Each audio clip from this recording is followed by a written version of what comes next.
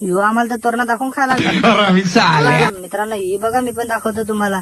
यो बघा का ती थोडीशी तोरणा घेऊन जाम नवाजा लागला, लंगडा झालाय ना तो, पडला तर गाडी घेऊन ना. आलो आम्ही थोडं पुढं ना, आम्ही पण कमी लुंगलो तो.